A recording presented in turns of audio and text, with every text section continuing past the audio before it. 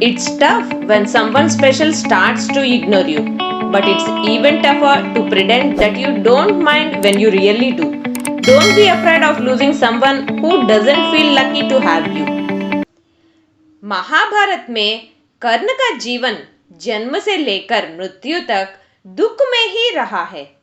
कर्ण को मिले 3 श्राप ही कर्ण की मृत्यु का कारण बने। कर्ण को बचपन से ही धनुर्विद्या सीखने की इच्छा थी।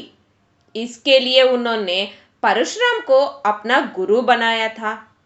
कर्ण को ये बात ज्ञात था कि परशुराम सिर्फ ब्राह्मण बालकों को ही धनुर्विद्या सिखाएंगे, लेकिन कर्ण वह ब्राह्मण नहीं होने के बाद छुपाकर परशुराम के पास विद्या सीखने लगा।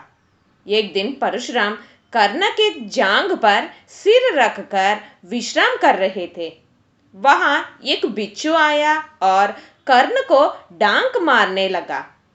परशुराम का विश्राम भंग ना हो इसलिए कर्ण डांक को सहता रहा।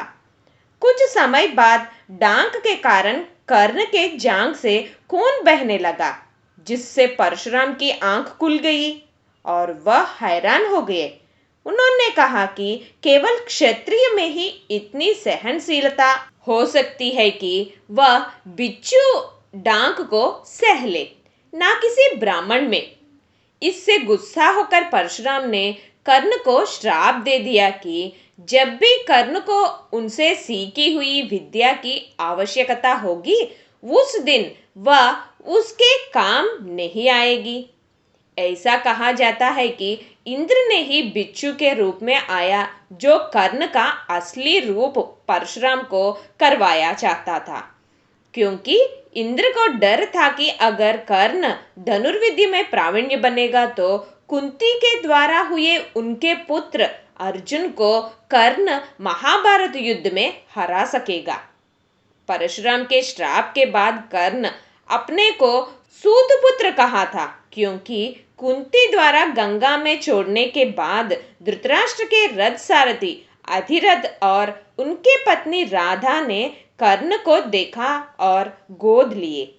कर्ण को अपने वंश का पता नहीं था, लेकिन परशुराम ने अपनी दिव्य दृष्टि से सब जान लिया और कर्ण को श्राप देने पर ग्लानि हुआ, पर श्राप वापस नहीं ले सकते थे, तो उन्होंने अपना विजय नामक धनुष कर्ण को प्रदान किए। परशुराम के आश्रम से जाने के बाद कर्ण कुछ समय तक भटकता रहा। इसी समय वह शब्दभेदी विद्या सीख रहा था। इसके दौरान कर्ण ने एक गाय के बछड़े को गलती से मार दिया, जिससे वो मर गया। उस गाय का स्वामी ब्राह्मण था।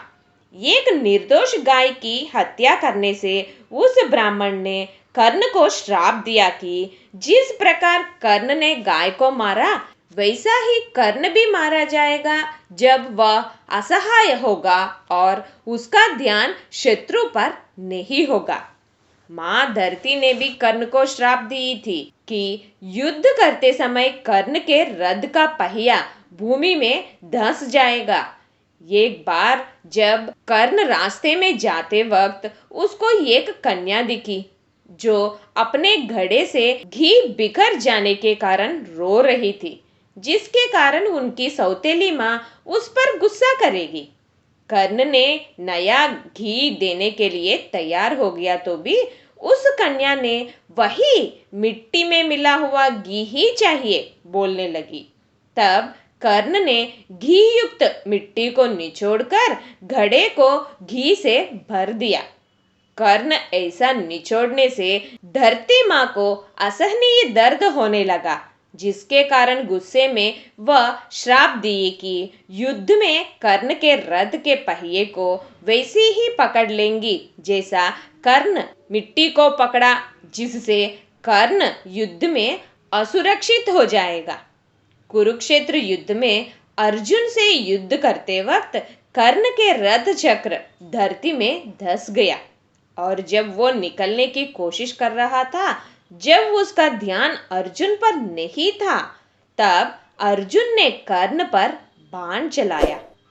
इन्हीं श्रापों के कारण कर्ण को अपने जीवन का बलिदान देना पड़ा।